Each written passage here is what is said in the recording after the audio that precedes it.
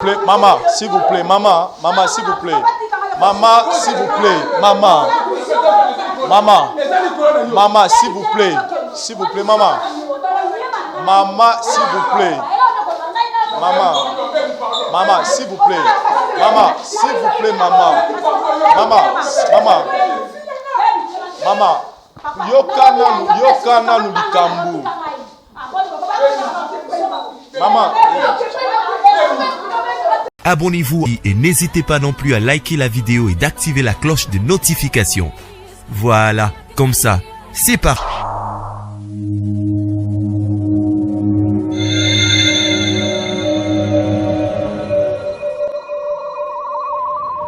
La voix du peuple, oh, la voix du peuple, oh, c'était bien, oh.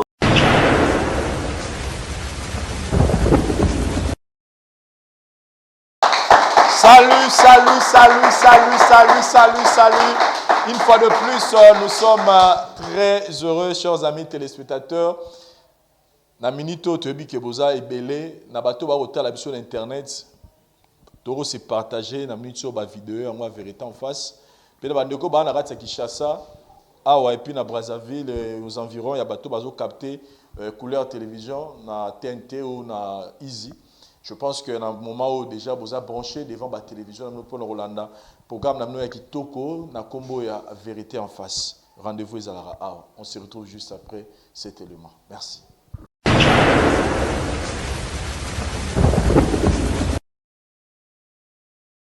Pour bien passer vos séjours à Wanakatia, Congo, plus particulièrement à Kinshasa, vous avez besoin d'adresse à Kitoko, il y a un app Kitoko, pour ils répondre à la confort et à la qualité de Nous sommes tous se souvenir de la Flat Hotel. Tenazia, où ils sont situés sur l'avenue Kalemele, Médessa 56, dans la commune de Lingwala.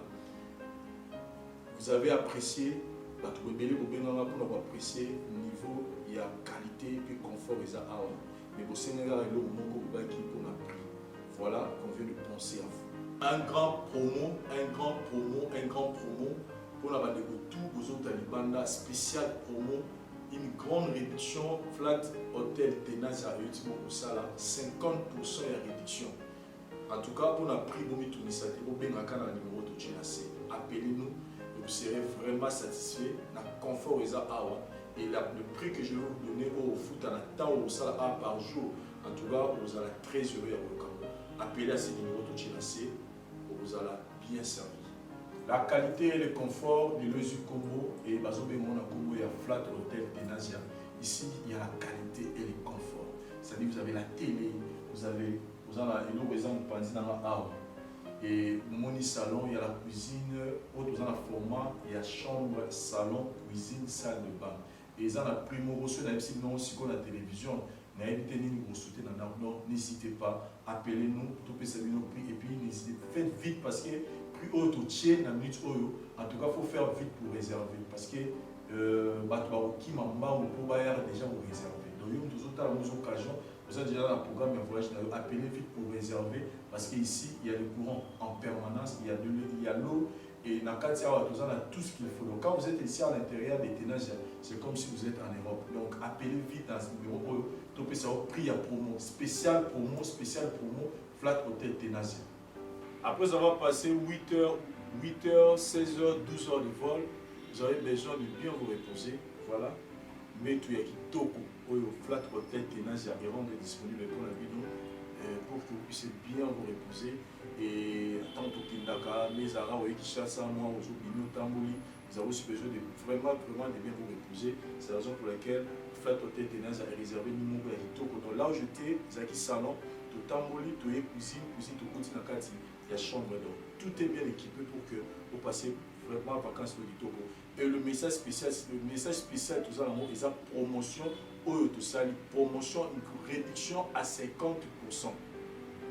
Pour y avoir plus à 50%, n'hésitez pas, appelez seulement le numéro de Tchinasé pour y avoir spécial promo et bandinega autant la publicité au Lelo. Dis-toi que promotion peut bannir Lelo. Donc on a réduit le prix pour que yo, vous avez besoin de passer un moment bien à Kinshasa. Dans lequel il y a bien où il y a se retrouver on a pris un quai mais confort et bien. Une précision, nous avons 3 formats à la Flat Hotel Tenazia. Nous avons un format où il y a chambre, cuisine, salle de bain. Les moments où dans la chambre, lit, salon, dans la cuisine, dans la salle de bain, pièce à côté. Et puis, dans le format, il y a chambre, salon, cuisine, salle de bain. C'est-à-dire, salon, ils ont juste dans la fauteuil, format, et puis chambre, couleur, ils ont dans le pension, dans la salle de bain, puis dans la chambre. Et puis, cuisine, puis ils ont. Et puis, troisième format, il y a 3 chambres, salon, cuisine, salle de bain. Et ça, vous pouvez juste nous contacter parce que tout ça là, on a spécial pour nous. Réduction spéciale à 50%. Donc, mon au foot à réduire en à 50%. Donc, c'est une opportunité pour nos autres appeler à ce numéro de Tchénassé pour réserver déjà à l'avance. Parce que prix, je répète bien, prix au Tchénassé, conforme sur mon art. Ce n'est pas prix en mot. En tout cas, quand vous réservez, donc appelez parce que les chambres sont limitées. Donc, si vous avez un retard, vous avez déjà si vous avez un magira, vous pouvez savoir des détails, et puis nous avons balcon et au place pour vous occuper. Mais déjà à l'intérieur, il y a tout, courant permanent, moto cuisine équipée. Tout est là pour que vous passiez à séjour bien à la carte hôtel Tenyaza sur la ça se situe sur l'avenue Kalembele, numéro 256, la commune de Lingwala. Non loin, il y a 109. Voilà, non loin à 109, non loin, PDK, RTNC. Donc, tout est sécurisé pour passer à séjour dans Malam. Conseil, on peut s'habiller, on va te vous aller banda, soit on a pour passer à séjour bien, nanda kwa kitoko, nous allons vous apprendre la photo. Adresse Zakamoko, avenue Kanemele, 257, flat hôtel Tenaz. Ici, c'est le confort, la qualité et le service. Mon vous allez vraiment satisfait jusqu'à la fin. Merci.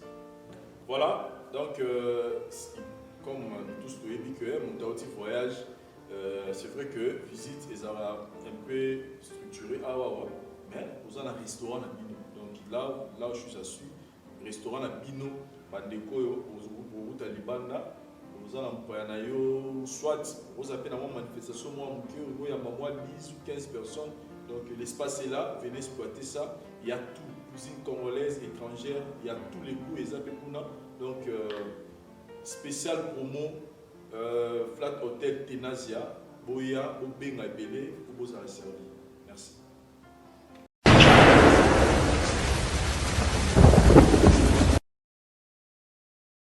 Voilà, chers amis téléspectateurs, Tozo avancé dans l'émission Nabiso Vérité en face. Malé Metoro Koba. La fois passée, je pense que Bisson Stoviva qui problème ou le cas qui a un plateau Nabiso concernant couple Oyo. Pasteur a qui réclamer moi. Souvent les gens nous appellent pour nous poser cette question. Vincent, ils ont mis en scène tous les solo. Je me suis toujours posé cette question. Mais est-ce que des fois, vivre dans le monde, nous soutenons dans le sens que Marambo Toyoki, to appelle Otozui par rapport à la situation où Otolutu Lexa Awa, où Okutu Lexa Eza Mukie, où s'est passé dans le plateau Nabiso Eza moindre. Ce sont des choses. Moi, j'ai toujours dit que ils ont même battu dans la repentance, ils ont relaxé battu, mon Nzambe, ils ont même battu dans le changement. C'est le plus important que nous attendons dans cette émission parce qu'aujourd'hui nous recevons des témoignages. Tout à l'heure avant toute émission, on a trouvé Tali Solo Mokawa. Il y a un déco, je pense qu'il y a un déco qui la vérité en face à moi. Il y a un déco qui a un sentiment, il y a un ningani mibali. Ayoka rien pas à bassi. Mais Aza frère en Christ et depuis qu'il a découvert le Corana, nous avons mécaté qu'on pratiquait en gros qu'il y a le kamuningani mibali parce qu'il y a ban Nzambe.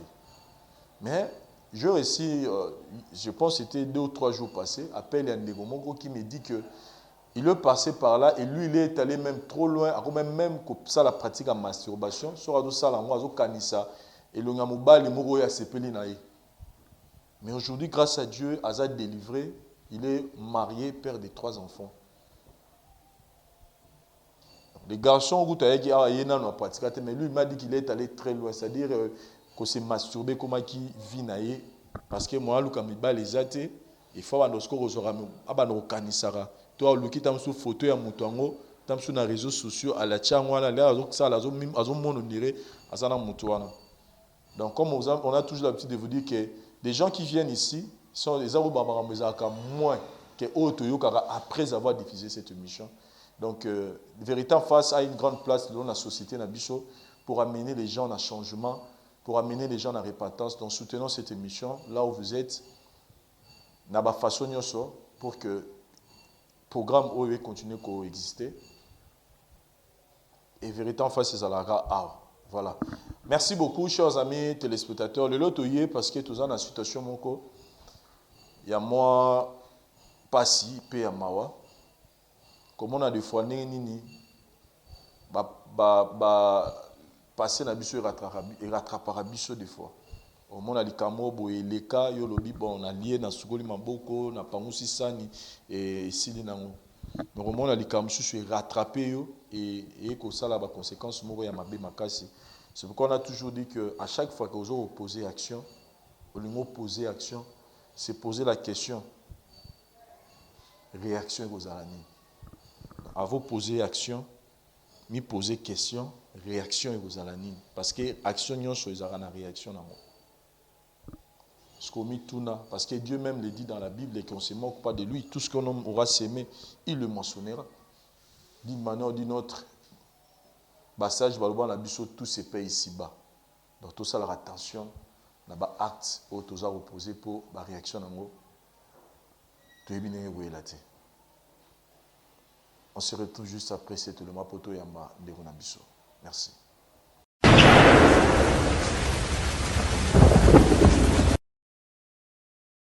Ngai maman Pichu Tonele, naza pharmacienne en formation, nazo œuvre dans le laboratoire CRMTA, où ils allaient centre de recherche et de production de médicaments traditionnels améliorés. Tout est à disposition de bino cosmétiques, tout ça des cosmétiques enrichis au collagène, ils ont traité tampons, ils ont traité rides, ils ont traité poche, ils ont traité imperfection mingi ya peau. Pour ça il a sérum sous forme de masque, tout ça des crème réparateur, ils ont réparé pour ce qu'on a un problème avec acné, boutons, ma palata, et puis qu'on sait un sérum naïe, où ils ont enrichi dans l'acide hyaluronique. Tous un adulci gel douche, tous un grand format, un petit format, et ça mis à paille, ils ont adouci un pot.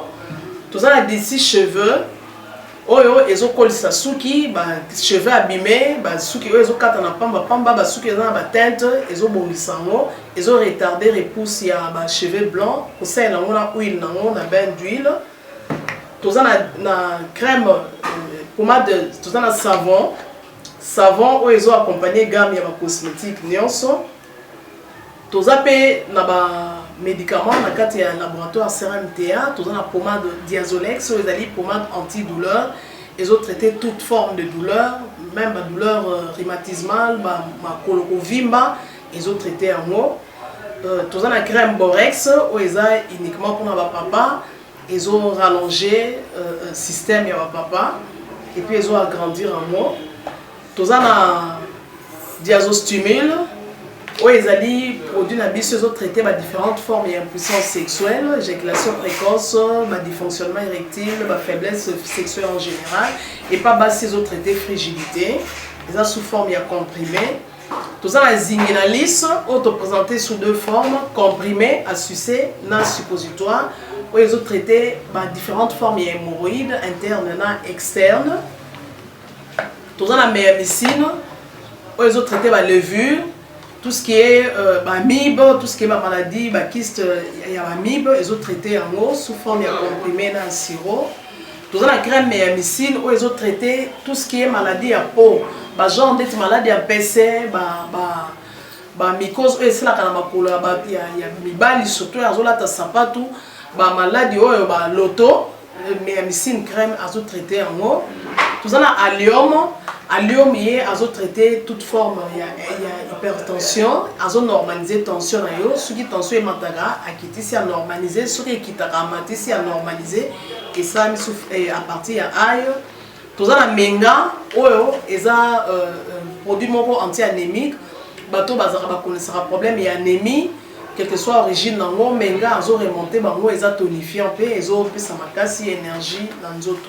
Voilà, ils ont gamme de produits CRMTA, laboratoire où ils ont travaillé essentiellement dans les phytomédicaments, dans les plantes médicinales.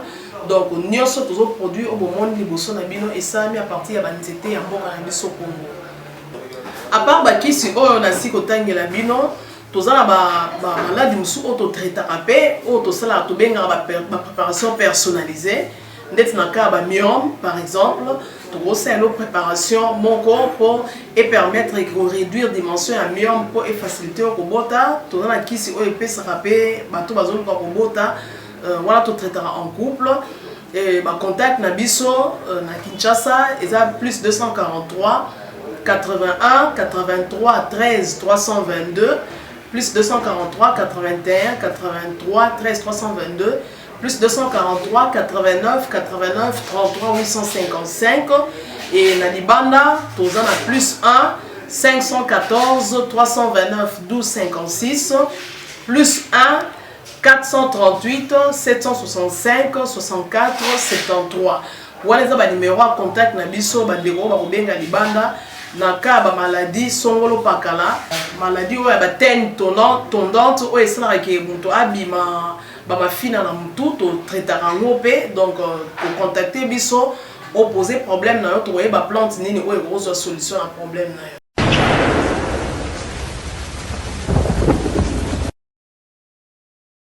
Voilà. Je voulais souligner quelque chose de très important, c'est que ces problèmes auto-traités, toujours traités les lots, ils ont qui problème il fallait penza kakesuka na église.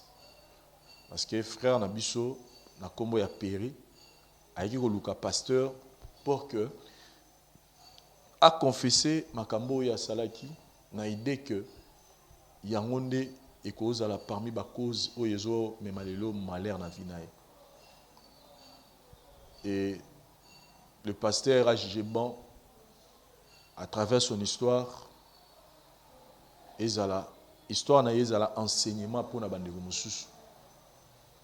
C'est la raison pour laquelle on a essayé de convaincre notre frère Péri pour qu'il y ait la vérité en face, nous dire son problème pour qu'à la fin, tout le monde ait une solution pour que bonjour mon frère Péri. Bonjour. Tu as mis la vérité en face et tout Seigneur lui merci pour la disponibilité à cœur nayo, paix à temps nayo, pour que à travers cette chose en non seulement tu aider yo tu es awa mais tu TAP bande mususu baroza dans la même situation nayo. Si. Monsieur Péri a marié.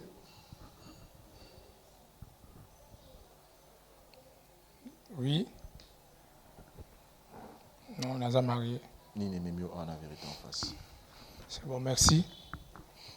Apparemment, qui a une émission de vérité en face. On a un conseil, on a un côté, on a un conseil, on a un conseil, on a un conseil, on a un conseil, choquant na ko partager on a ba nous ko partager na moto yebi mutema motote on a yepa na bino bo edenga tous a bien disposé à ko ideo tous a bien disposé à landela même en dehors à caméra mais bandeko ba kotala to nga to yeba problème ngo ezanini. C'est bon, merci. Le problème c'est quoi? Ezaboui non qui na âge nanga un jeune comme ça na ko fait la débat. Oui. Bah ma passe bah kufi mukolo moko ou comment? Non. Eza o toujours bien dit deuxième auto kufawa. Il y a liboso après 3 mois. Nous avons simple coopéra na débouillanga. Nous avons coopéré madame a bien téléphone que non Péri yaka na ndaku ke mwana na o aza malade asalema fièvre monga si non kende na centre oyo eza pembeni nga na yo région de yoka na centre c'est bon donc à peine que 5 minutes na okoma pembeni na centre nata mwasi na nga aobima azolela na esi il y a quoi chérie esinga non péri mwana akufi yo na tongo tikaki mwana azaki da maladi azaki maladi te oni fièvre non natiki bien que na ese malasi que bon batele bébé nga na ke musala na retour non il est pas vraiment bébé na nga linga mimi moi ba lona mike wana c'est ça to na ke yi na ezonga ba esa ke donc tabi mwana akufi le pomse comme mwana o nga na ndoko te wake donc fils unique na nga mwana liboso akufi ka bongo après 2 ou 3 mois nzambe pe alalaka te ki mwasi na nga aezwa suzemi mosusu ke nasepelaki ke mwasi na nga azwi zemi wana ke nazongisaki kombo ezali ya kombo ya mwana na liboso ezonga epa na ye non esanga mpasi naokokolo bango boye te na mobali naokosiporte te etomaka samedi comme ça nakenda mpe cope te yambi te navanda na ndako nata l'écran noki mwana afayene na kiti namoyoka mwana afayene na kiti apparemment na ndako osakana mwana osakana su te nabengi mama na bango bebi nese bebi na oyo ota mwana ando osakana osala lisusu osakana susu te s'il vous plaît au lâcher singa ok voilà merci beaucoup c'est bon merci merci mwana ando bouger su te parce que tu péri na senti moi mon fièvre mo bon c'est bon to kende na hôpital na centre non nga moko na mimi mwana ya chose grave nga moko na mwasi na baby n'importe cas ya centre hôpital senti mona malili mona ravita mbangu na bengi docteur non zo mona otala mona docteur singa oboye na za déjà ebembe que mwana akufi non on a koki ko supporter choc wana te non vous comprenez là pardon non on a choc je vous comprends mon frère je vous comprends c'est que son alandi ou bien c'est que bana yo bazo kufa na ba circonstances ndenge moko oui bazo saka ba fièvre ba kufi oui bazo saka ba fièvre faut mo ka mukie kaka pamba ka mona ka kite mwana kufi. Et personnellement,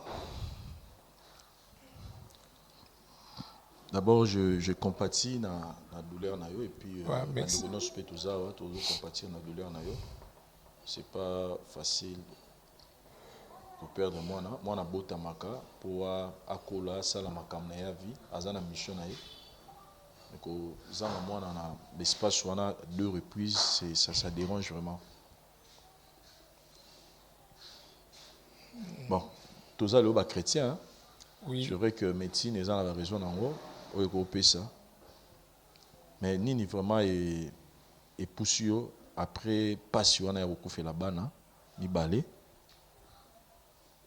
Je pense qu'il y a des questions que tu te poses pour le voyer bah mais qu'est-ce qui se passe parce que la vie à un moment donné, ce membre qui n'est aux lignes la première des choses on se pose la question mais qu'est-ce qui se passe? Pour avoir la réponse il y a un problème aux en non. Et na kati ya question na yo ozomi lobelani non ki na kati ya question nga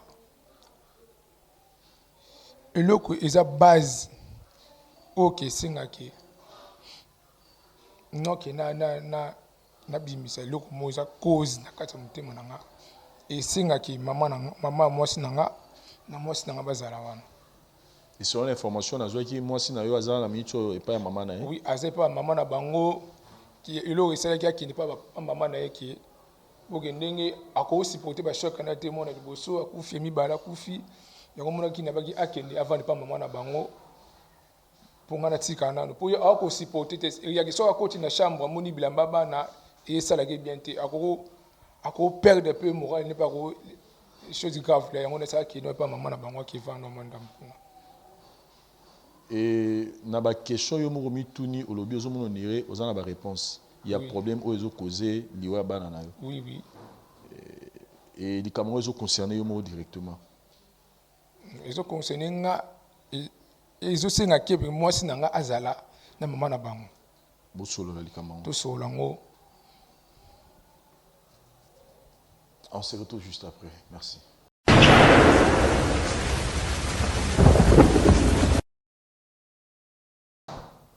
Voilà, chers amis téléspectateurs, je pense que tu épargné Bino.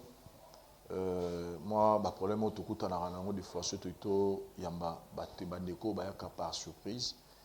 Parce que ce n'était pas facile pour que tu vendes ça bango, surtout que Madame Nabiso a aussi fait la bana. Donc, a fait les mois, il y a Kalaming qui a fait mon corps. Donc, on a une moralité à la télévision, tout est la place, mon boba ma solo. Donc, Zaki Penza, il est au impossible. Comme on a toujours la petite, des fois, je cause avec des gens à côté de la Banzela. Mais ça veut dire qu'on assiste à des choses. Tout le monde a reçu, tout le monde a caméra, aux appels des fois. Moi, ennuyant, c'est pourquoi tu épargnes même à Kamususu. Mais moi, je comprends la famille, je comprends de Ronabiso à moi aussi.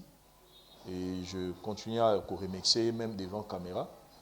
Je accepté qu'on dit quand même qu'on vende awa pour que tout solo là, makambo tozalango awa, n'engé na otu oswana bino.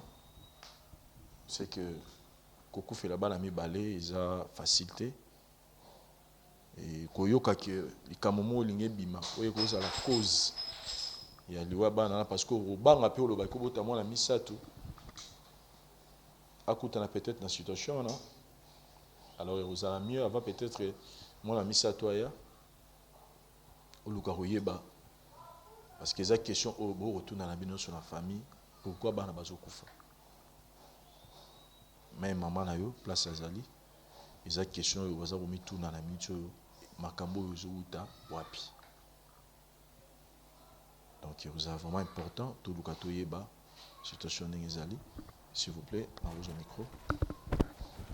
Devant moi aussi baby. OK. Sur aussi ma micro pour que madame Tobano Loba et Yokana. Je présente tous mes condoléances devant la caméra. Merci. Papa, tu peux expliquer biso awa les nibana bakufi.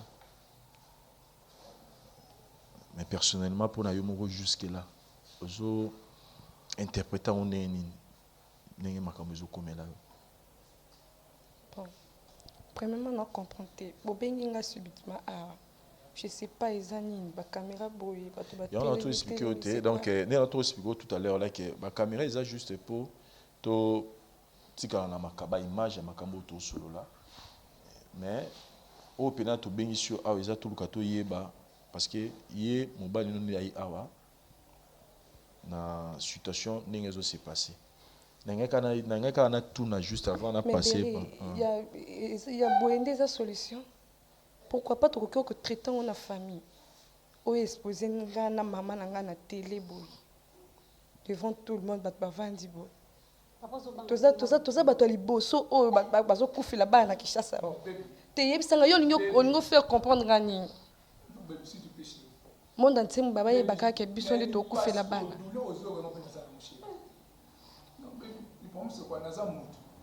S'il vous plaît, vas-y. Non, baby chérie, pardon, Nazamout. Non, et comment ça n'a pas si? Non, quand on tombe la tenga, na maman sang de ça na un jeune comme ça, na koufé na ba mi balé baby. Apparemment, baby, nazomona ke tike na to perdre kabana oyo. Cause ya likambo na ezanga baby. Papa, eza yo. Yo ne cause de yo papa, ni kam ni. Baby. Arrête. Maman, arrête. Cause ya likambo ya ngala bana ba eza na yo boza na kati. Ngai. Na yo boza na kati.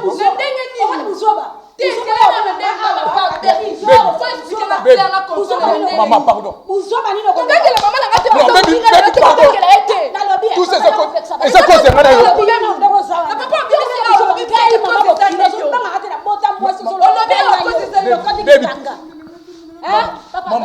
maman.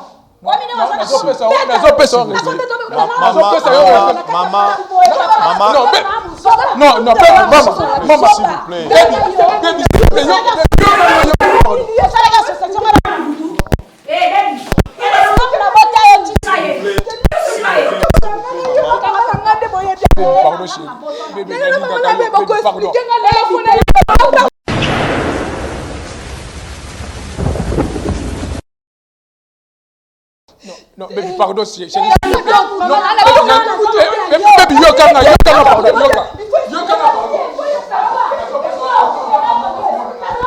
s'il vous plaît, maman, s'il vous plaît, maman, s'il vous plaît, maman, s'il vous plaît, maman,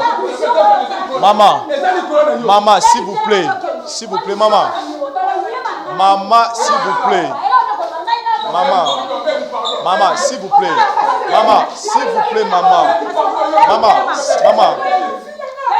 maman, yokana nous likambu, maman.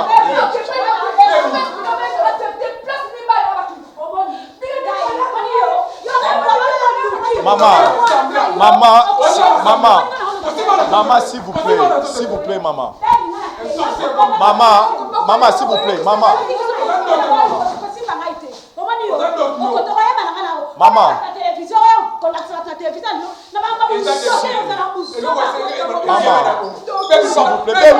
baby, c'est calmé là, nous yaya, c'est calmé. Maman, c'est calmé là, nous baby, c'est calmé. Baby, c'est calme. Yaya, il faut se calmer, yeba. S'il vous plaît, baby. On se retrouve juste après, chers amis téléspectateurs.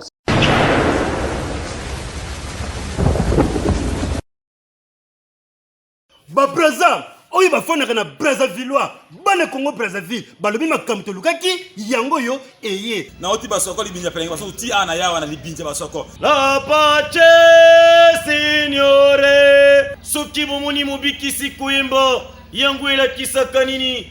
Ela kisaka tata, na bamoze na yayananga basabona awa. Sika pona kotala bémission ba télé-réalité nyonso etali culture ya Congo Brazzaville s'abonner massivement na C-Star Love News TV. C-Star Love News TV. Chaîne à kotala. C-Star Love News TV. Yango ezali chaîne oyo tata na bamoze na yayananga basabona awa. Ba théâtre ya solo, ba film ya solo, ba gag ya solo, ba théâtre ya solo, ba télé-réalité ya solo, ba ngweso ya solo. Ya yemoko Mama Kumba Star Christella amemeli biso makambasika. Oh, c'est ça Love News TV kati kata kata bao bao bao bao. Okata bao bao bao bao. Ezali langwelo ko ya pasité kaka na lisapi oyo yo lembulela kasupu kaka na lisapi oyo yo lakisaka baninga okokota nango na YouTube esika omoni bakomi na rouge s'abonner kobukana te pusana yaka malembe dobika ozongisima ekotikala likonga wana ya mukie ila yango lokola mpuku kotele malembe Dobika, Wanela Kissi, Tangogak Ekoti, Yoyebi. Gavi de loin, si la s'abonner massivement à C-Star Love News TV. Et bon, yo, Ayuna, Mame Boubaterio, ma Timba, Kamata, Ayuna.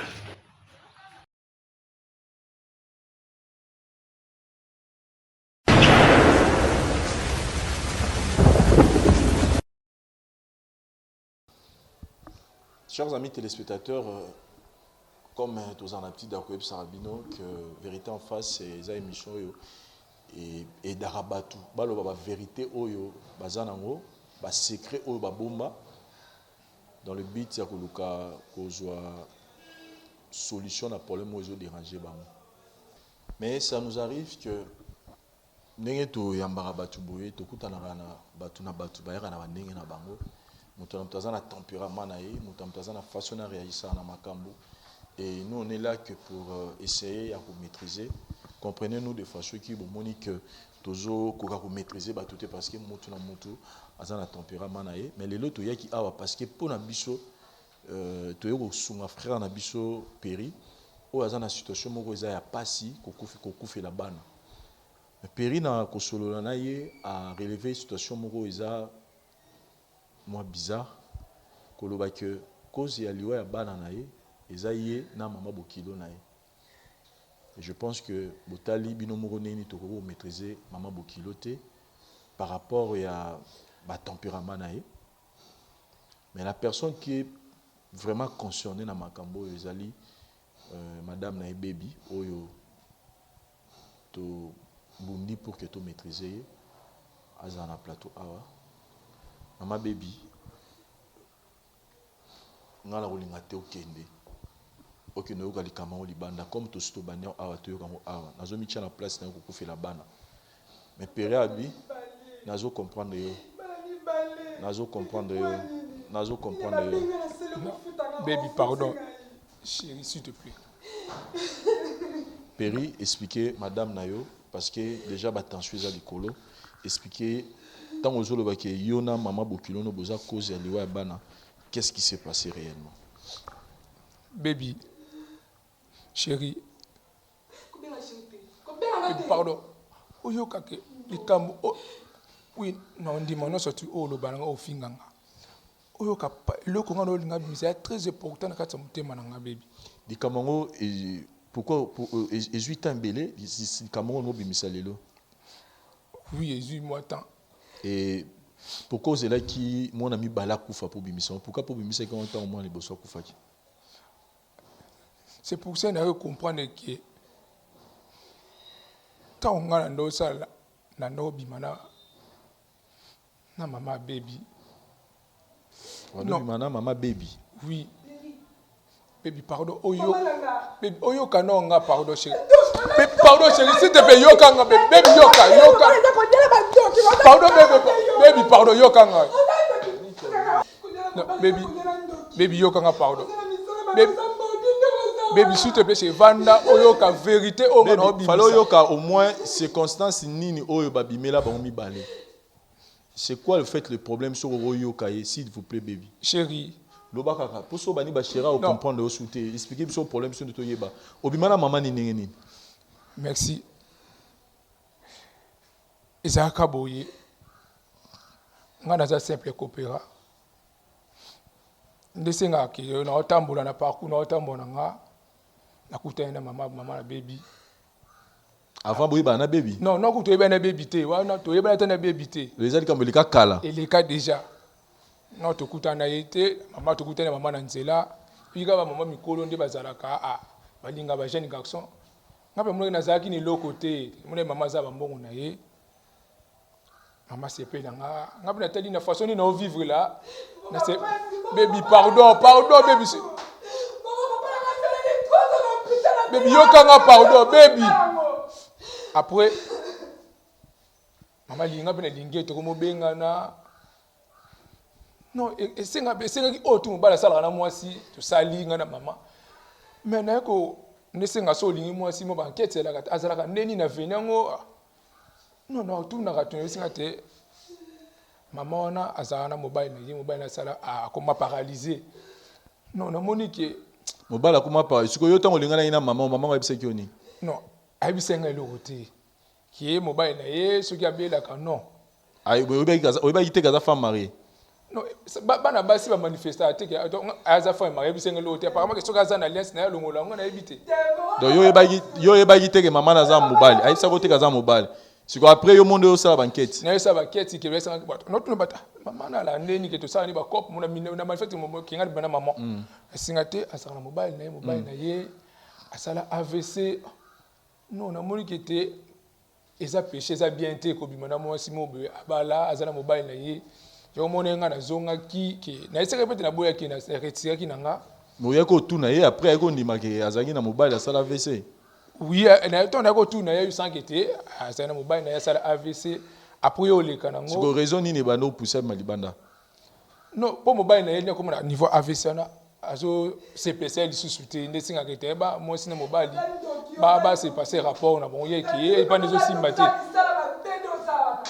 c'est bon nandimi baby nandimi nandimi nyonso to oloba nanga baby naza d'accord nango papa na kufa pona yo so yebite yeba molelo moni papa na mbongo no profita mkono wa kufa pona yo après tangu na ye ko ya kozonga na ekuta na baby na nzela kendo tukuta na mona mwasi na apprécier baby na lingi yebe pa otikala omona ta mwana maman ngote non natika omona ta mwana maman na misu na ngai te na oloba ngo eza vérité bokutani ne na banzela na bino non tukutana nzande totambolaka okutana la fille là na solicier et pas linga to linga na biso après tant la fille mwasi na ngai baby ayokoma na zemi yo singa ketin comme na zemi singa fo na mona ba parents na ye après tant on a parents quand to pas parents na mona bango na c'est bon na ki il arrive il y a chose grave qui na mona maman o ngana saka mobile niki aza maman boye ngana fara baby pardon yo kanga na yo mona fara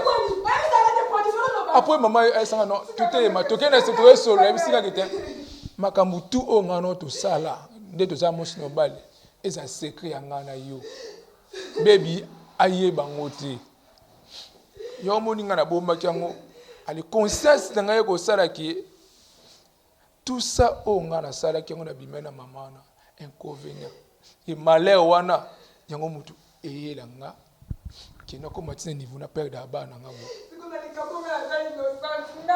baby non baby eza faute na ngai te baby eza faute na ngai te baby pardon baby pardon baby c'est pour yangona eko mabongo baby s'il te plaît ya eko mabongo ya arrivé que nazo comprendre pas si na yo baby to benga kiwa baby olingaki otikala ignorante na situation o faye ba bombela yango basali yo bien baby eza vérité o esinga ke biba yango déjà bibe pardon so linga ngo ko limbisa démon moni yo na maudit jour ngana to kutanaka Père qui me dit fais l'autre la mona nzambe tinto sana démon baby mobile na yo zo modi papa aza vivant papa na yo asala vie aza vivant non déjà kufa lokola ye ba kufa na ba kufa na wanya so non papa baby déjà kufa ngana ebele o papa baby déjà kufa etika mama bango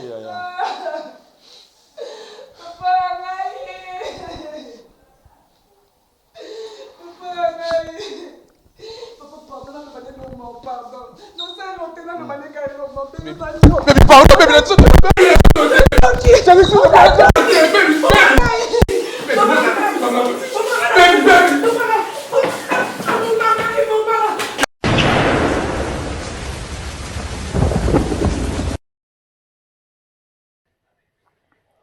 sacerdoce erata raté nabi jamais erata erotikalaka korate ata mokolo moko te nzamba pambola bino nyonso bisika bozali na yebi boza ebele bolanda biso na voix du peuple nzamba pambola bino merci Vincent Chiluzi nzamba pambola yo et bisika ozali na tournoi munene tout ça là partout nzamba pambola yo ta femme ta famille. Vraiment, tu es mon frère, je t'aime beaucoup. Vincent Chiluzi, que mon Dieu te bénisse. Zamba Pambola Binotou, Bisika Bozali, merci beaucoup. Najuba requête tellement belé pendant ta retraite. Vous bi prophète, tozo quoi nanzambe no koko sale belé. Merci. Parce que ma message est tellement belé. Nandimi zambewana aza kusala. Mes frères et sœurs, kovanda na haute spiritualité et l'équipe malam. La chair est trop charnelle. Tant total makambozo salama, ça nous fait très mal. Parce que la loi de la chair, ils ont poussé biso, mouta sala n'importe quoi. La loi de la chair, ils ont poussé mouta longwa spiritualité. Parce que tant que longwa spiritualité, mouta kota na niveau chair. Tant que na niveau chair, au côté na niveau ya ba impossibilité. Landa très bien quelques minutes seulement. Au côté na ba loi ya ba impossibilité. Engi kola kisani, kozapete. Landa kakamuke. Tant qu'on continue à loi d'impossibilité parce que on louki ba pasteur, on louki ba prophète, on louki ba te belé. Maintenant il se lokomo na za ko accuser ba touté. Nabi na za ko accuser ba touté. Mais où azo landanga tout ce temps, azo comprendre le message on azo pesa. Tous nous prêchons la bonne nouvelle. Mais ngai nzamba ibisenga clair bizonga na spiritualité. Ko zonga na spiritualité et lobi mingi parce que tant son nzamba ibiso zonga na spiritualité. Engi ko laksani. Donc to te na biso tozo travailler. Tozo commune, tozo te na biso to tei batu pe bazo mona oui, bazo te. Mais beaucoup monde il y a moins de délivrance, il y a moins de guérison, il y a moins de surnaturel. Ba surnaturel les salama mingi te comme au temps des apôtres. Moi, je suis malade, je malade, je suis malade. Il y a un problème, je suis un problème. Il y a stérile, je suis stérile. Malgré 2 ans, 3 ans, 4 ans, dans une même église, mais il n'y a rien qui change. Vous allez comprendre, il y a moins de spiritualité, mais nous prêchons. On n'a pas abandonné Dieu, oui, mais nous continuons à prêcher. Mais comprends maintenant, maman, papa, Bobalanat, Bopé Sabadim, je suis d'accord. Vous soutenez l'église, mais où sont les enfants? Malgré des promesses, malgré des messages. Et l'autre, il n'y a pas de promesses. Il n'y a pas de réalisation. Mais or, nous avons besoin de témoigner. Mais maintenant, dans la spiritualité, ce n'est pas comme ça. Il y a un qui croit. Quand nous avons 0033 7 66 27 40 0D. Fais cet acte de foi. Il y a benga. Tant que le prophète, je crois à ton Dieu. Ton Dieu peut faire quelque chose. Na serviteur. Vous savez, Nayambina, ba serviteur, ba servante, vous êtes tellement nombreux. Lélo, la maison du sacerdoce, combien on va côté, babi, nous voulons servir ton Dieu. Lélo, la maison du sacerdoce, c'est presque place belé. Oh, moutabi, prophète, na moussala, nzambe na landa kayo. Mais na 10 000, lélo, to banda moussala sacerdoce, en Amérique, ton nimi à to banda na Genève, to banda. Vraiment que Dieu soit loué. Vous êtes tellement nombreux. Pourquoi? Parce que belé, ba fatigué, ba zonga na banda, ba vanda, akuna besoin de prière le souté, parce qu'il y a un domaine à ma pasteur, un domaine à ma prophète, ils travaillent pour leur chair, ils travaillent pour leur ventre, ils travaillent pour leur bien. Il n'y a plus la spiritualité. Mais laisse-moi te dire, la spiritualité nous pousse maintenant à toucher le pan de sa robe, toucher la gloire du Seigneur. C'est ça la spiritualité. Écoute, fais cet acte de foi. Quand vous êtes là, moi je vois Dieu. Je vois Dieu en train de travailler. Mais bien aimé, le témoignage en France. Les gens quittent l'Angleterre. Les gens quittent la Suède. Les gens quittent la Belgique. Bazoya en France, c'est pour donner des témoignages. J'ai dit pour donner des témoignages. Namoni bato Allemagne koya, namoni bato Hollande, bato azoya tel mebele. Pourquoi? Pour témoigner. C'est pas bon mon père Condé. Ça ba mon père Condé, mais bon mon nzamba père Condé. Oazo sala bi bato bazonga na spiritualité. Bato bazonga na spiritualité. C'est clair, non? Puis le chapitre moko simple. Bon, comprenez que le chapitre, on a même les enfants de Dieu, même par rapport à leur conversation, ça créait des problèmes. Lentement. Aux appétés, tu regardes autre chose. N'es pas plus. Mais c'est Dieu qui a permis qu'aux appétés, pardon. Non, s'il te plaît. Landanon. C'est entre nous. Qu'aux appétés, merci. Merci pour aux appétés. Nana Jean. Hein? Nana Jean 11, aux appétés, merci. Merci pour l'obéissance. Amen. Merci pour l'obéissance. Je sais que tu es fatigué, mais il n'y a pas de problème. Jean 11, 4. Hein? Jean 11, 4. Qu'est-ce que la Bible dit? Cette maladie n'est même pas à la mort. Elle est pour la gloire de Dieu. Comment une maladie que vous appelez pour la gloire à Nzambe? Il y en a bien aux appétés parce que na zongi parti toi tu es malade, ta soeur, tes enfants va au béla. C'est que cette maladie n'est pas pour la gloire de Dieu. Vous savez, il y a un problème avec la parole du Seigneur. Il y a d'autres personnes, quand on les regarde, c'est rien. Non. Mais un homme de prière, un homme de foi, quand il prie, a comme sa parole en est comme yaye. Vous comprenez? A comme sa parole en est comme yaye. Merci. Donc, ce qui parole en est comme yaye, a comme quoi accepter animer yaye. Yo peut se accepter parole et comme yayo. Merci parce que comme yayo. Tu as compris, non? Et comme yayo. Cette maladie n'est pas pour la mort. Au monde banano ba obela. Yo quand tu banano faut kufa na maladie wana. Non? Tant que non benga. Le prophète na mekanzambe nao. Benga kasi. 0033 7 66 27 40 0D. Malade ont dérangé nzoto na yo.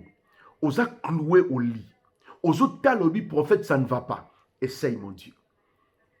Osa na ba problème tellement trop spirituel Ils ont dérangé, tout ça. Vous savez, il y a des hôpitaux, tant que nous avons un hôpital, ça a ici par rapport à diagnostic. Mais diagnostic, dans un hôpital, il y a un petit. Bon, vous avez point. Répondre. C'est entre nous. Il y a un abus à péter, tout répondre. Bon, vous avez point. Moi, c'est pas répondre. Il y a un trompe, il y a bien. Matrice n'a pas bien. Nous, c'est un bien.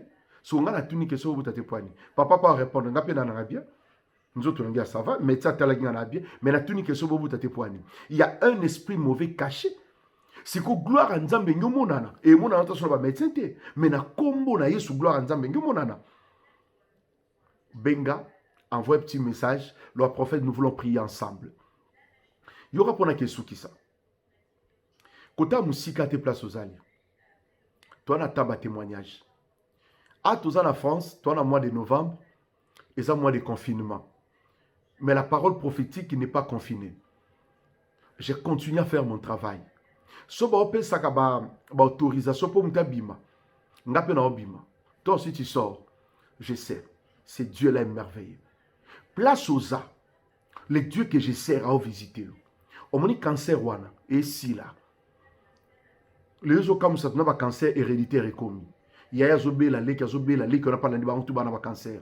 Au nom de Jésus, il faut là. Nous refusons cela au nom de Jésus. Diabète est commis héréditaire. Il y a bel diabète, on a dit diabète, on n'a pas dit diabète. Sauf qu'il y a attention, tension, tout bon. Stérilité. Au côté de la famille qui écoute, on a stérilité secondaire, c'est pas normal. Alors, il faut ici au nom de Jésus. Il faut ici là au nom de Jésus. Bateau à la nenga na mois de juin. Naïbsa qui bouille. Tito qui n'est pas novembre. Il y aura des témoignages à ma femme enceinte. Toi, en novembre, toi, on a des témoignages belés. On va avoir retard 2 mois, 3 mois. C'est Dieu là n'a jamais changé. Parce qu'à Zanzam, ce qu'on croit au monde miracle, ce qu'on croit au monde miracle, Zanzam ben la vie na yo. Quoi seulement. Merci. Nous avons un programme simple. Au moment numéro 1, benga tinda message. Tant que benga tinda message, je te donne l'orientation. Je te donne l'orientation. Et ça, mois de prière. Et ça, meilleur mois. Tinda. Et ça, confinement. Et ça, pesangé, c'est moi au prier. Parce que nous avons un peu de mécanisme. Bino nyoso bozana Île de France. Bozana Katia France. Yokelo nazo pesa bino. Benga zwa code à prière. Nazo sa la prière chaque jour na 22 heures. Nabi chaque jour je suis en ligne à 22 heures. Ndeko la ninga siko benga zwa code. Le prophète pesanga code de prière na bonde la nayo. Ozana France. Ozana Belgique senga code. Ozana niveau ya Europe nyoso espace Schengen. Senga. Ozana en Angleterre senga code. Le prophète pesa biso code to code à prière na yo prophétique chaque jour na 22 heures, chaque jour na 12 heures. Ozana facilité pour la sur YouTube. Obetka sacerdoce Paris. Sacerdoce Paris 1. Ozana facilité, il y a service de prière sur YouTube. La voix du peuple, ozana facilité, Olanda biso sur YouTube. Donc, message aux aponayo. Connecter l'anda programme à prière comme il faut. Place nous sur ali, c'est connecter l'anda à prière. Na senyo ke lokomoko kota na ngala ba prière parce que nazo quoi rien n'est impossible à Dieu. Et sur les missions baïko baïti, to prier. Yo tindaka message, to sambel ensemble. Envoie ton message, leur prophète te prie ensemble. Et c'est important. To kota to sambel ensemble. Place nous sur vous allez aux États-Unis, envoie le message. Aux en Afrique, envoie le message 0033 7 66 27 40 0D. Aujourd'hui, nous avons des témoignages. Batoba Biki, Batoba Okangolama. Baza vraiment belé. Nous témoignons Dieu pour ça. Toi, on attend distraction. Nous voyons la main de Dieu. Nous voyons la grâce du Seigneur. Que mon Dieu vous bénisse. Partout où vous nous suivez. Sacerdoce sera raté. Jamais rata. Naoze la mutelboso benga. Naoze la mutelboso tinda message. Que Dieu soit loué. Envoie le message. Tinda message. Et ça va pour la biso pour la prière. Que mon Dieu vous bénisse. Merci.